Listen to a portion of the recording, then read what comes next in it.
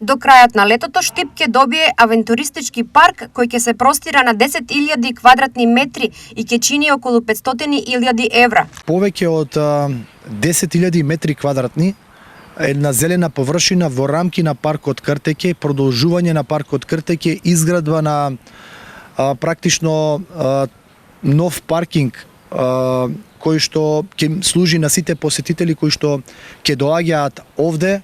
Паралелно ќе се обновуваат и ќе се градат нови живеалишта за животните во зоолошката градина. За многу кратко овде ќе има продолжување на активностите за обнова на живеалиштата на животните во зоопаркот Бриони, нови животни кои што се предвидени да го збогатат овој зоопарк.